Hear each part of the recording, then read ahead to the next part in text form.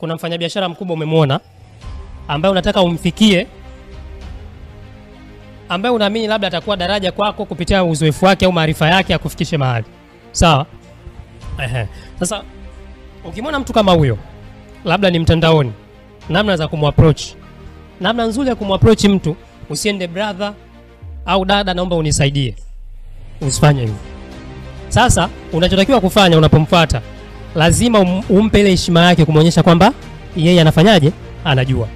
Cha kwanza, unapoingia kwenye inbox yake, msalimie, sawa? Lakini muonyeshe kwamba wewe unamfuatilia.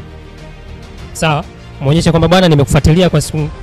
Hata kama usiweke siku, nimekufuatilia tu kwa muda mrefu, unafanya kazi nzuri, unani-inspire na nini, sawa? Ningependa kupiga hatua siku moja kuwa kama wewe. Ukimaliza, kama utojali, nina maswali naomba nikuulize. Uliza maswali. Kuwa kama mtu ambaye umekuja kufanya nini? Kujifunza kwake. Ukiwa unamuuliza akikujibu, sawa? Sisemi wote watakujibu. Ndio maana utakiwa tu kumwangalia mmoja, tafuta na wengine. Akikujibu, mshukuru, fanyia kazi alichokwambia. Maana yake lisiwe swali la mchongo. Liwe swali ambalo unamaanisha unataka kujua. Ukishafanyia kazi, baada ya muda rudi tena mshukuru kwa ushauri wa mwisho. Nashukuru ushauri wako ulinisaidia sana. Na nimepiga hatua, nimefanya 1, 2, 3. Naweza kuuliza tena?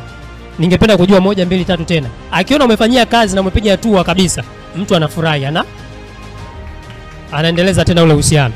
Ndio ambavyo watu wanaweza kutengeneza mahusiano na mtu ambaye yuko juu yako, ambaye unataka kufika pale ambapo yeye yupo tayari.